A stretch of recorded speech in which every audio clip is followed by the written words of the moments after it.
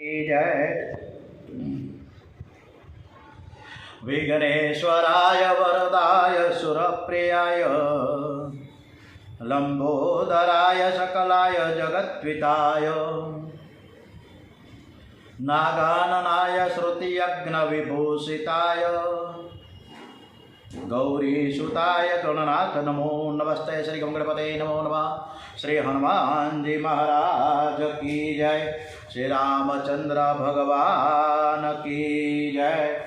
श्री गायत्री मात की जय। ओम श्री सोमनाथ महादेव की जय। ओम श्री भारत माता की जय। वंदे वेद मातरम। श्री भागवत भगवान जी महाराज की जय। ओम नमो भगवते वासुदेवाय। आज 21મી માર્ચ છે અને રવિવારનો દિવસ। આજે 22મી માર્ચ અને રવિવારનો દિવસ। આજની કથા આપણે શ્રી કૃષ્ણ પરમાત્માને સરસ રીતે સંભળાવીએ। આપણી કથા કૃષ્ણ ભગવાન સરસ રીતે સાંભળે છે એવા ભાવ સાથે સર્વે ભવંતુ સુખીનઃ સર્વે સંતુ નિરામયાઃ। દરેકનું કલ્યાણ થાય, દરેક નિરોગી બને, દરેકનું સ્વાસ્થ્ય સારું રહે એવા ભાવ સાથે શ્રદ્ધા સુમન સાથે આજની કથા શ્રી કૃષ્ણ પરમાત્માને અર્પણ કરીએ, સમર્પિત કરીએ છીએ। હવે કૈકેયીને ત્યાં રામચંદ્રજી આવ્યા, વનવાસની શરૂઆત થઈ રહી છે। કથા તરફ આગળ વધીએ। ભરત અને શત્રુઘ્ન દશરથ રાજાની પાસે હોય તો દશરથજી કૈકેયીને આધીન ન થાય, પરંતુ આ બંને દશરથજીથી દૂર થયા છે એટલે દશરથજી કૈકેયીને વશ થયા છે। ભરતનું વૈરાગ્ય દિવ્ય છે, સર્વ પ્રકારની સાનુકૂળતા હોય છતાં જેનું મન વિષયોમાં જતું નથી તે વૈરાગ્ય। સંપત્તિ હોય તો સંપત્તિમાં મોહ ન થાય એ જ વૈરાગ્યનું સ્વરૂપ છે। ખાવાનું ન હોય અને ઉપવાસ કરે એનું કોઈ મહત્ત્વ નથી, પણ ઢગલાબંધ સ્વાદિષ્ટ વાનગીઓ નજર સમક્ષ પડી હોય છતાં જે સંયમ રાખે તે વૈરાગી છે। આ જમવાનો મહિનો એટલે ઉપરથી એક વાત આવી જાય। પહેલાં આપણે જૂના જમાનાના માણસો પતરાણામાં જમતા, દૂના ને પતરાણામાં જમતા ને, અત્યારે સુધી જમતા, જેને આપણે ખાખરા કહે, ખાખરાના પાનમાં જમતા હે। અને અત્યારે બધુંય છે પણ સરસ મજાની સ્ટીલની થાળીમાં, સરસ મજાની ચાંદીની થાળીમાં ખાખરા ખાઈએ છીએ। આવી પરિસ્થિતિ અત્યારે આવી ગઈ છે। પહેલાં ખાખરામાં જમતા, અત્યારે ખાલી ખાખરા જ ખાઈએ છીએ। બધું હોવા છતાં પણ કાંઈક ને કાંઈક તકલીફ છે બધાને। કોકને ડાયાબિટીસ છે તો કોકને બીપી છે, કોકને દુખાવા છે, કોકને રોગીશ છે, એટલે ડૉક્ટર કહે બધું ખાવાની, ખાખરા ખાઈને મજા કરો। આ પરિસ્થિતિ છે, એટલે બધું હોવા છતાં પણ ખાઈ ન શકે। આ પરિસ્થિતિ અત્યારે બધાની મોટા ભાગની છે। ભરતજીને 24 કલાક સાથે રાખજો। ભરતજીને સાથે ન રાખે તે કૈકેયીને આધીન થાય છે, કુબુદ્ધિને આધીન થાય છે। દશરથજી ઘણું બધું સમજાવે છતાં કૈકેયી આનંદમાં આવતી નથી, એનો ક્રોધ ઉતરતો નથી, ગુસ્સો એમની જ છે, એની નારાજગી દૂર થતી નથી। અને છેવટે દશરથજી કહે છે કે તારે જે માંગવું હોય તો તું માંગને ભાઈ, હું આપવા તૈયાર છું। મને કોઈ દિવસ રામના મેં સોગંદ ક્યારેય ખાધા જ નથી, પણ આજે હું રામના સોગંદ ખાઈને કહું છું કે જે તું માંગીશ ને હું આપીશ। અજાણતા પણ રાજા દશરથ રામના સોગંદમાં બંધાઈ ગયા છે, એટલે કૈકેયી આનંદિત થઈને બોલે છે કે મારા 2 વરદાન તમારી પાસે અમાનત છે, થાપણ તરીકે રાખી મૂક્યા, ડિપોઝિટ કરેલા છે, એ આજે મારે માંગવા છે। દશરથ કે ભાઈ 2 નહીં 4 માંગી લે, તું તારે ચિંતા કરવા, તું જે માંગી છે આપવા હું તૈયાર છું। આજે દશરથ રાજા ખૂબ જ આનંદમાં હતા, એથી કૈકેયીને 2ને બદલે 4 વરદાન આપવા તૈયાર થયા છે। દશરથ રાજા કહે કે પ્રાણ જાય પણ વચન કદી નહીં જાય, એવી આ રઘુકુળની રીત છે। વચન એટલે વચન, બોલ્યા પછી હું નહીં ફરું, તું માંગ, મારા વચન મિથ્યા નહીં થાય। કૈકેયી કહે છે કે હું 1 વરદાનમાં ભરતને રાજ્યાભિષેક માંગુ છું। આ વાત સાંભળી દશરથ રાજા ચોંકી ગયા, છતાં પણ રાજાએ મંજૂર કર્યું, કાંઈ વાંધો નહીં, હું એને રાજ્યાભિષેક આવડે યુવરાજ બનાવવા માટે તૈયાર છું। બીજું મારું વરદાન માંગવા કહે છે। કૈકેયી બીજા વરદાનમાં તાપસ વેશે રામને 14 વર્ષનો વનવાસ આપવાનું કહે, તાપસ વેશે.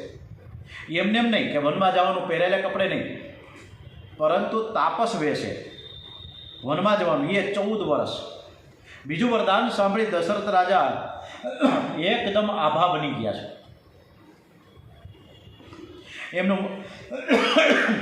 એમનું મુખારવિંદ નિસ્તેજ થયું, શરીરમાં કંપ પેદા થયો અને મૂર્છા આવી ગઈ. મૂર્છામાં રામ રામ સીતારામ સીતારામ સીતારામ બોલવા લાગે છે. મૂર્છા વળતા ભાનમાં આવ્યા.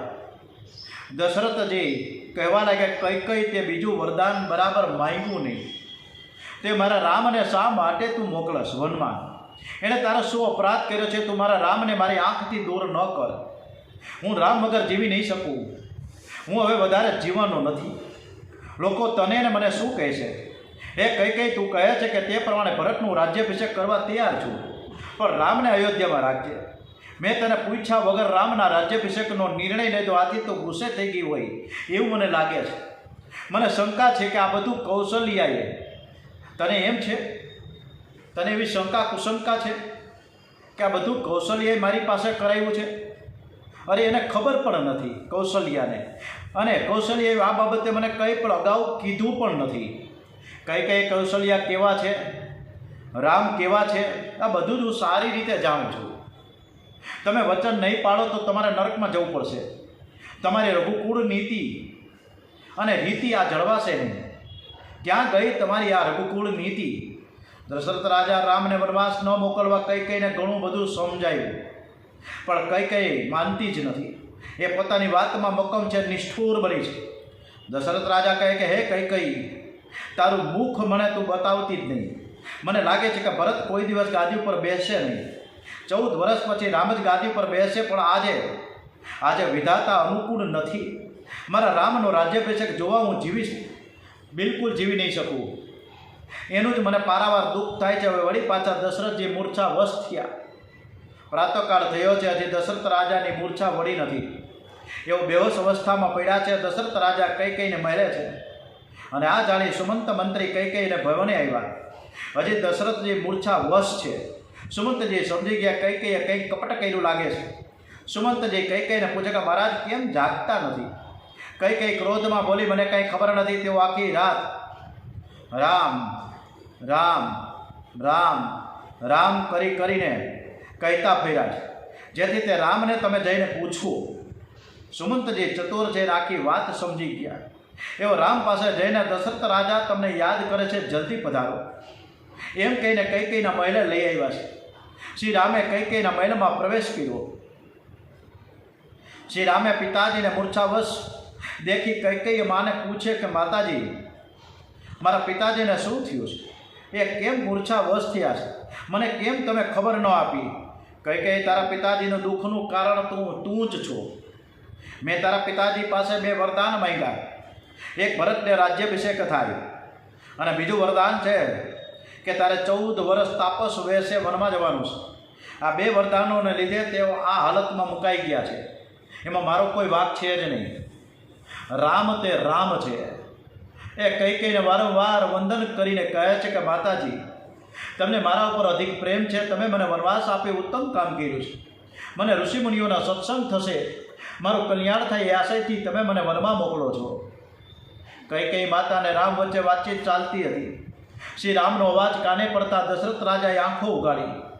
રામ પિતાજીની નજીક જઈને વંદન કરે છે, ત્યારે દશરથજી ઉઠીને રામને આલિંગન આપીને કહે છે કે તું મારો રામ છો, તું મને છોડીને ક્યાંય જઈશ નહીં. શ્રી રામ પિતાજીને સમજાવે કે આપ તો ધર્મ ધુરંધર છો, આપને કોણ સમજાવી શકે? 14 વર્ષ તો જોતમાં ક્યાં વીતી જશે ખબર નહીં પડે. હું આપના દર્શન કરવા માટે જલ્દીથી પાછો આવી ગઈ. તમારા આશીર્વાદથી વનમાં મારું કલ્યાણ થશે. મને તો ઘણો આનંદ થયો છે કે મારો ભરત રાજા થશે. શ્રી રામ દશરથજીને ઘણું સાંત્વના આપે છે, આશ્વાસન આપે છે. ત્યાંથી શ્રી રામ કૌશલ્યા માતા પાસે આવ્યા. માનું હૃદય ભરાય એવું સુંદર આસન પર બેસાડી ઓરણા લીધા છે.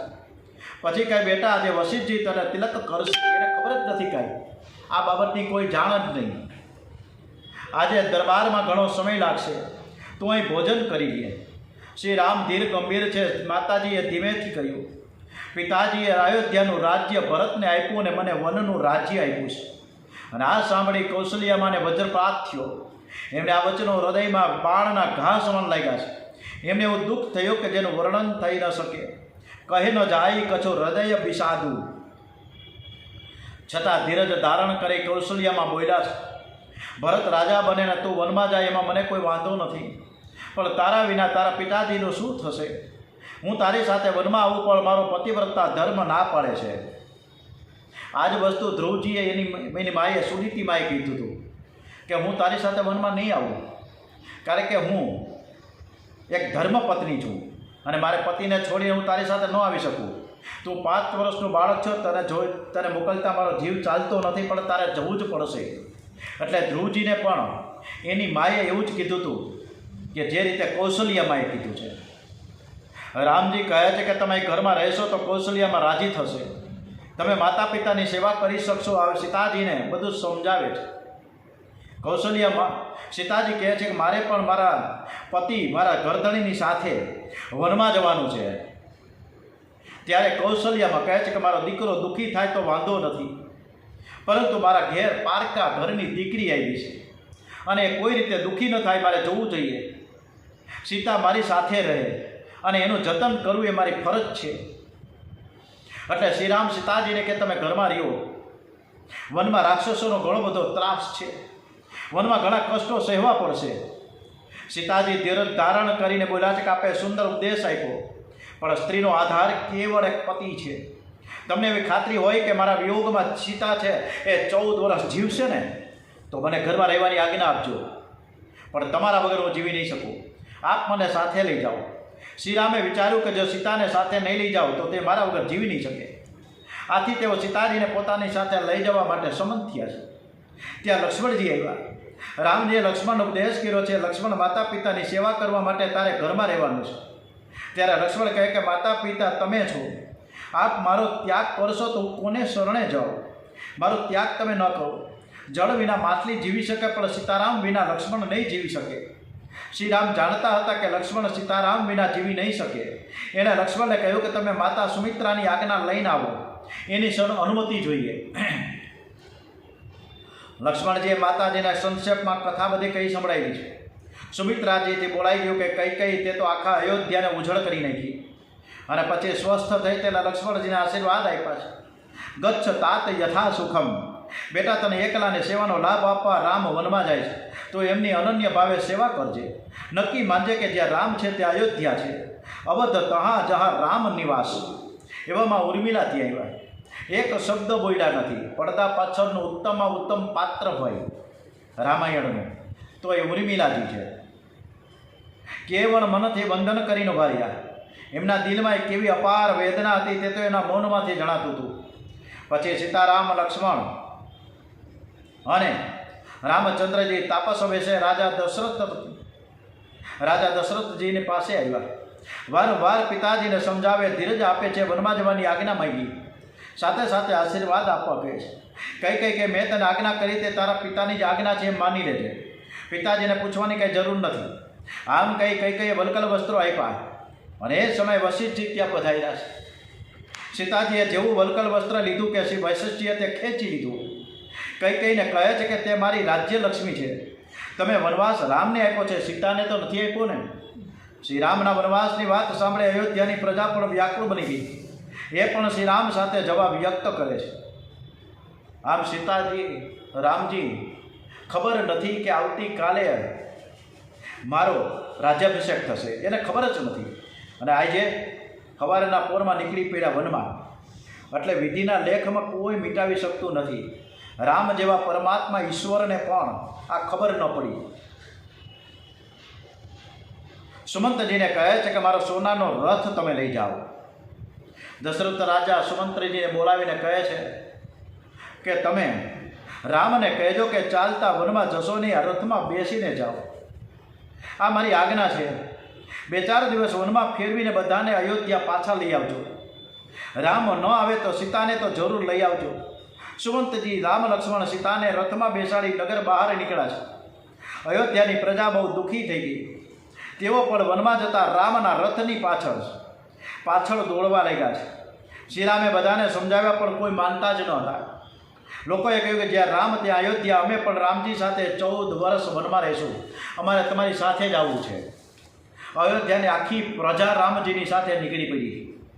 બધા જ તમસા. એટલે જ છેલ્લે જ્યારે રામચંદ્રજીએ મહાપ્રયાણ સરયુ નદીમાં કર્યું ને ત્યારે અયોધ્યાની તમામ પ્રજાને મોક્ષ ગતિને પ્રાપ્ત થયા છે. બધા જ તમસા નદીને કિનારે આવ્યા છે. ત્યાં રાતવાસો કાઢવાનું નક્કી થયું. પ્રભુએ લીલા કરી તમસા નદીના કિનારે બધા જ સૂતેલા છે ત્યારે યોગમાયાનું આવરણ થયું. બધા જ ગાઢ નિંદ્રામાં છે ત્યારે ભૂલાવામાં નાખીને રામ, લક્ષ્મણ અને સીતાજી સુમંતજીના રથમાં બેસી આગળ પ્રયાણ કર્યું છે. સવારે લોકો જાગ્યા, રામજીને ન જોતા વિલાપ કરે છે અને અયોધ્યા પાછા ફર્યા. પ્રાતઃકાળમાં શૃંગરવેરપુરમાં રથ આવી પહોંચ્યો. શ્રી રામ ગંગાજીને પ્રણામ કરે છે. શૃંગવેરપુરમાં રાજાને ખબર પડી કે સીતારામ પધાર્યા છે. ગુહક રાજા શ્રી રામને વન લેવા વનમાં આવ્યા છે. તેઓ રામજીને કહે કે રાજ્ય તમારું છે, આ ગામ એ તમારું છે, તમે ગામમાં પધારો. શ્રી રામ કહે છે કે મારે કોઈ ગામમાં 14 વર્ષ સુધી પ્રવેશ કરવાનો નથી, મારે વનમાં જ રહેવાનું છે. અહીં એક દિવસ વ્રત કરે છે, બીજા દિવસે ફળાહાર કરે છે. શ્રી રામ સુમંતજીને અયોધ્યા પાછા ફરવાનું જણાવે છે અને કહે છે કે પિતાજીને મારા પ્રણામ કહેજો. સુમંતજી કહે કે સીતાજીને મોકલો, સીતાજી આવશે તો દશરથજીને કંઈક અવલંબન મળશે. સીતાજી કહે કે હું રઘુકુળની પુત્ર વધુ છું, હું મારો ધર્મ સમજું છું, જ્યાં મારા પતિ છે ત્યાં જ મારે રહેવાનું હોય. સુમંતજી ત્યાંથી વિદાય થયા. શ્રી રામે ગોક રાજાને કહ્યું કે વડનું દૂધ મંગાવો. વડનું દૂધ મંગાવ્યું છે. રામજીના વાળ સુંદર હતા, તે દૂધથી વાળની જટા બનાવી અને તપસ્વી બન્યા છે. રામ, લક્ષ્મણ, સીતાને ગંગા પાર કરવું છે. બધા ગંગા કિનારે આવ્યા. સામે કિનારે જવું છે ત્યાં એક કેવટ હતો. લક્ષ્મણજી કેવટને બોલાવે છે અને કહે છે કે અમને તમે સામે પાર લઈ જાઓ. કેવટ નાવડીમાંથી જ બોલે છે કે હું તમારું મર્મ જાણું છું. લક્ષ્મણ પૂછે કે ભાઈ તું શું અમારો મર્મ જાણે છે, કે તો ખરા. કેવટ કહે છે કે શ્રી રામના ચરણોમાં એવી શક્તિ છે કે એમની ચરણ રજના સ્પર્શથી એક પથ્થર પર ઋષિ પત્ની બની ગયા.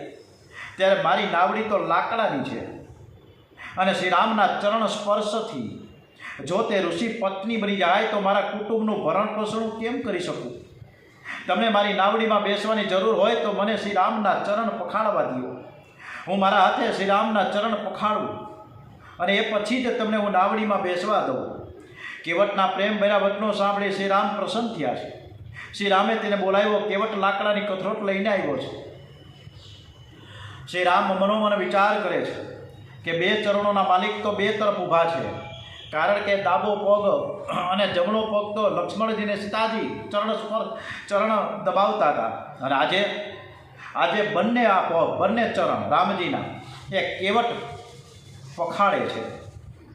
શ્રી રામનો નિર્ણય હતો કે વામ ચરણની સેવા સીતાજી કરે અને દક્ષિણ ચરણની સેવા લક્ષ્મણજી કરશે. પણ કેવટ તો બંને ચરણોની સેવા અત્યારે માંગી રહ્યો છે. કેવટ ગંગાજળ લઈને આવીને ધીરે ધીરે ચરણ પખાડે છે.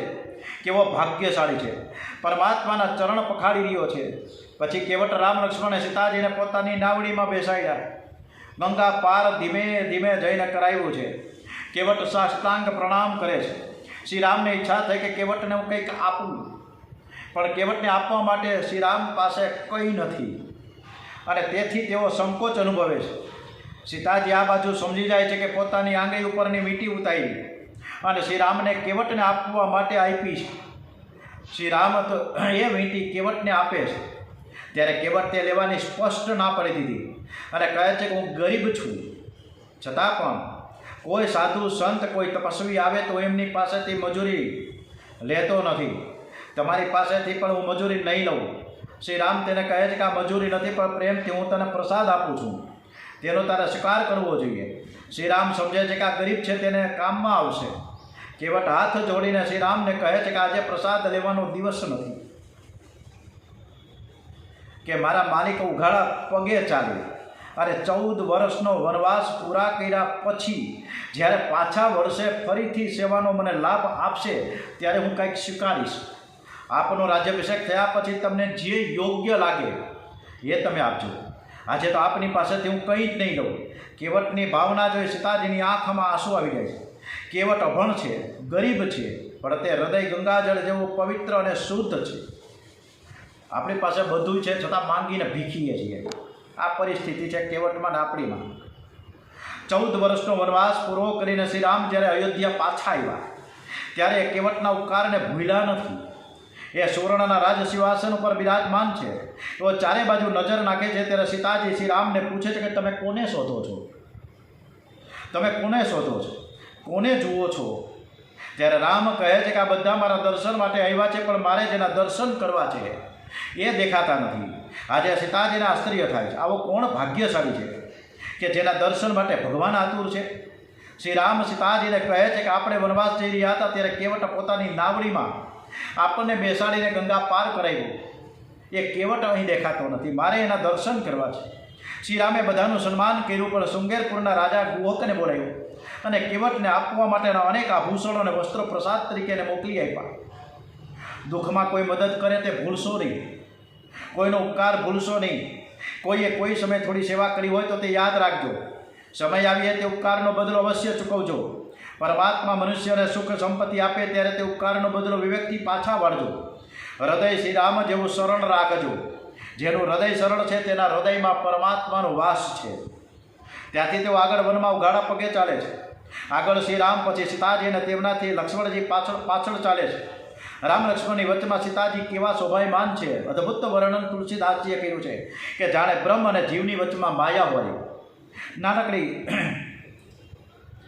નાનકડી પગદંડી છે અને બાજુમાં જાડી ઝાંખરા છે. લક્ષ્મણજી પાછળથી ચાલે ત્યારે તેને પગ મૂકવાની જગ્યા રહેતી નથી.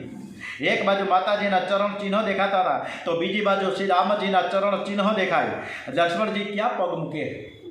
શ્રી સીતારામજીના ચરણ ચિહ્ન દેખાય ત્યાં લક્ષ્મણજી મનથી વંદન કરે, કદાચ તેમના ચરણ ચિહ્નો પર મારો પગ ન આવી જાય. એટલે લક્ષ્મણજી કાંટાવાળા જાડી ઝાંખરામાં ચાલે છે. શ્રી રામ જોઈ દુઃખી થયા. એણે કહ્યું કે લક્ષ્મણ, તું આગળ ચાલ, પાછળ તારા ભાભી અને હું તમારા બંનેની પાછળ તમારું રક્ષણ કરતો ચાલીશ. ભગવાન હંમેશા ભક્તોની પાછળ ચાલે છે. આમ પહેલાં લક્ષ્મણ, વચ્ચે સીતાજી અને છેલ્લે રામ ચાલી રહ્યા છે.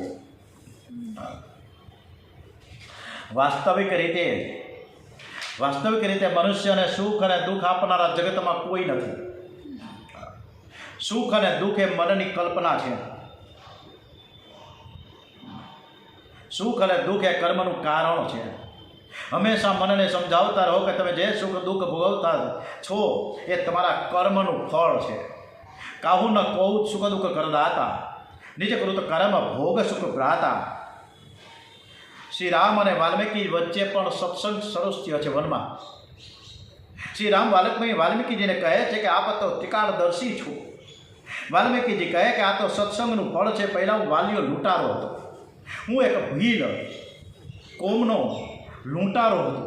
હું જંગલમાં લૂંટફાટનો ધંધો કરતો. કેટલાયને મેં લૂંટી લીધું, કેટલાયને માર્યા અને એ રીતે કુટુંબનું ભરણ પોષણ કરતો. એક દિવસ મને નારદજીનો ભેટો થઈ ગયો. એણે મને પૂછ્યું કે તું આ બધું કોના માટે કરશ? આપણા બધાને લાગુ પડે છે, કોના માટે કરશ? મેં કહ્યું કે મારા કુટુંબ માટે. નારદજી પૂછે છે કે આ બધા જ જે તારા કુટુંબીઓ છે, તારી પત્ની છે, તારા છોકરાઓ છે, તારા ભાઈઓ છે, તારા સગાવાળા છે, તું જઈને એકવાર પૂછતો ખરા. તું પૂછ્યા કે તારો આ પાપના ધંધામાં કેટલા ટકા ભાગીદાર છે? તું જઈને પૂછીને આવ્યો. એટલે વાલીઓ ગયો છે, હળી કાઢતો એના ઘરે દરેકને પૂછ્યું. પત્નીને પૂછ્યું, પુત્રને પૂછ્યું, ભાઈને પૂછ્યું, પત્નીને, બધાને પૂછ્યું, તમામ સગાવાલાને પૂછ્યું કે હું જે અત્યારે કાર્ય કરી રહ્યો છું, જે પાપાચાર કરી રહ્યો છું, અત્યાચાર કરી રહ્યો છું, જે પાપ કરી રહ્યો છું, એમાં તમારા કેટલા ટકા ભાગીદાર છો કે નથી? તમે મને કાંઈ પણ કોઈ ફાંસીને માચડે ચડાવી દે તો તમે પણ ચડશો ને મારી આવી? હું બિલકુલ નહીં ચડું. બધાએ ગઈ ના પાડી દીધી.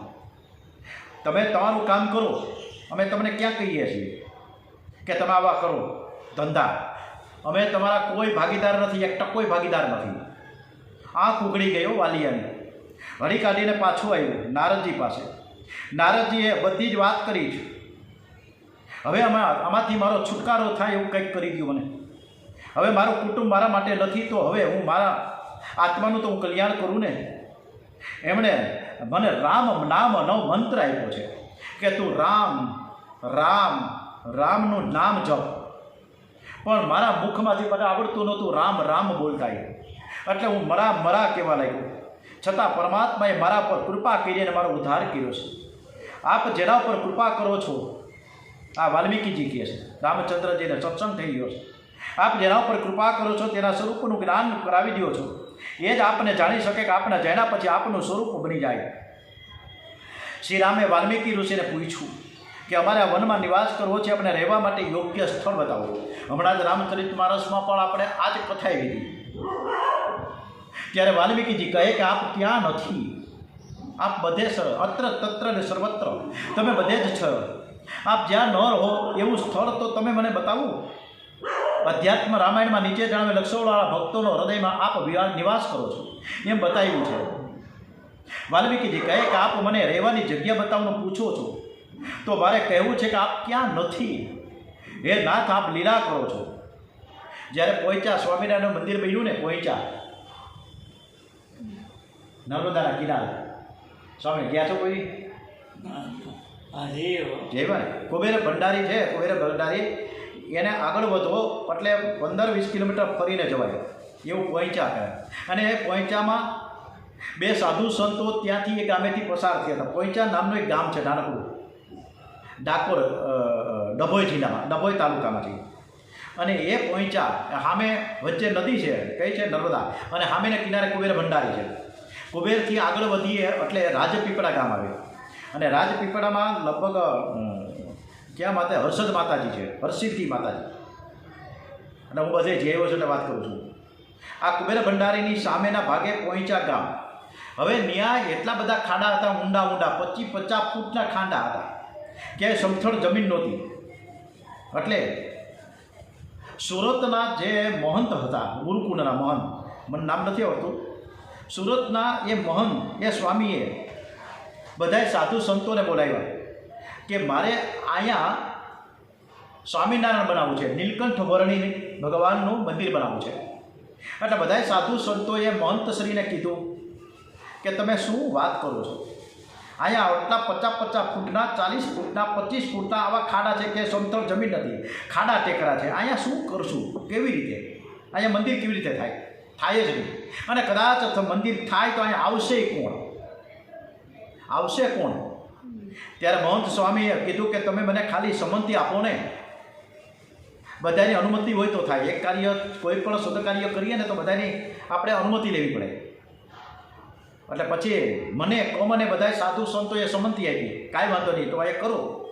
મહંત સ્વામીએ, એ સુરતના ગુરુકુળના સ્વામી મહંત, અને એને જે નિશ્ચય કરેલો હતો કે અહીંયા જ મારે સ્વામિનારાયણનું મંદિર કરવું, નીલકંઠ વર્ણી ધામ બનાવ્યું. આજે પોઈચા ગામે નીલકંઠ વર્ણી ધામમાં જ્યારે બધું જ બની ગયું, સરસ મજાનું વર્ષની થઈ ગયું, આનંદથી દિવસો પસાર થયા, ત્યારે બધા જ સાધુ સંતો ભેગા થયા. ત્યારે મંત સ્વામી એ સાધુ સંતોને પૂછ્યું કે તમે એમ કહેતા હતા ને કે અહીંયા કોણ આવશે? ત્યારે મંત સ્વામીએ કીધું કે તમે જે કીધું ને, હવે અહીંયા કોણ નહીં આવે એ કહો. હું પોતે પણ જુનાગઢથી છેક એટલા કિલોમીટર ગયો, 700 કિલોમીટર. એમ બધા જ અહીંથી પોઈચા ગામે જાય છે. બહુ જ અદ્ભુત છે આ. અને એનું સાંજના 5 વાગે જે નગરચર્યા કરવા માટે નીકળે છે ઘનશ્યામજી મહારાજ, શ્રીજી સ્વામી એટલે નીલકંઠ વર્ણી, એક રથમાં નીકળે, પછી ધીમે ધીમે નૌકા વિહાર કરે. ખૂબ જ અદ્ભુત વાત છે આ. ઓકે, હાથીની અંબાડી પર પણ બેસે છે, અને હાથીની અંબાડી ઉપર નગરચર્યા કરવા માટે નીકળે છે. બહુ સરસ મજાનું અદ્ભુત વાતાવરણ હોય છે. ઓકે, સવારના પોરમાં 5:30 વાગ્યામાં અભિષેક થાય છે ત્યાં નીલકંઠ વર્ણી ધામ. જવા જેવું છે. 108 લીટર દૂધ, ગુલાબ જળ અને સ્વચ્છ ગુલાબ અને ગંગાજીના પાણીથી ત્યાં અભિષેક થાય છે. આ ગંગાજીનું પણ આખા વિસ્તારમાં ત્યાં આદિવાસીઓ છે. હવે પોઈચા ગામમાં, પોઈચાની આસપાસ બધા આદિવાસીઓ છે. અને જ્યારે સવારની આરતી થાય, અભિષેક થાય, ત્યારે જે આરતી પૂરી થાય ને પછી ત્યાં 4-5 છોકરાઓ, નાના નાના જુવાનિયા છોકરાઓ સરસ મજાનું નૃત્ય કરે ભગવાનની સમક્ષ. હવે અભિષેક કરેલું જે 108 લીટરનું જે દૂધ છે એનો પ્રોસેસ કરવામાં આવે અને એ આદિવાસીઓને આપી દેવામાં આવે છે. આવું સરસ મજાનું અહીંયા કોણ નહીં આવે. એટલે ભગવાનને કહે છે વાલ્મીકીજી કે તમે જ્યાં જાઓ ત્યાં તમારો વાસ છે. ક્યાં નથી તમે, એવી જગ્યા તો તમે બતાવો કે ક્યાં તમે નથી. આપ તો લીલા કરી રહ્યા છો. ચિત્રકૂટ પર્વત, પછી એને કીધું કે હવે તમે એક કામ કરો, ચિત્રકૂટ પર્વત અહીંથી થોડે દૂર છે, ત્યાં જઈને તમે નિવાસ કરો. એ અતિ ઉત્તમ સ્થાન છે. તુલસીદાસજી ચિત્રકૂટ ઘાટ ઉપર બેઠા બેઠા ચંદન ઘસે છે અને એ સમયે રઘુવીર તેનાથી તિલક કરે છે. તુલસીદાસજી શ્રી રામને ઓળખી શકતા નથી, તેથી પોપટ સ્વરૂપે થઈ હનુમાનજી આ દુહો 3 વાર બોલ્યા છે કે ચિત્રકૂટ કે ઘાટ પર ભય સંતન કી ભીર, તુલસીદાસ ચંદન ઘસે તિલક કરે રઘુવીર. ઓમ શ્રી કૃષ્ણ કનૈયા લાલ કી જય. ઓમ નમો ભગવતે વાસુદેવાય. શ્રી રામ જય રામ જય જય રામ. ઓમ નમો ભગવતે વાસુદેવાય. શ્રી ગણપતિ મહારાજના ચરણોમાં વંદન સાથે હનુમાનજી મહારાજ આજે તમામ દેવી દેવતાઓને રામચંદ્રજી, હનુમાનજી મહારાજ, કૃષ્ણ પરમાત્મા આપણી કથા સાંભળવા આવ્યા છે, ત્યારે એમને પણ આપણે સરસ મજાનું આહવાન કરીને આપણે એને છેલ્લે છેલ્લે થેન્ક યુ પણ કહીશું. ઓમ નમો ભગવતે વાસુદેવાય. ઓમ નમઃ પાર્વતી પતય. હર હર મહાદેવ હર.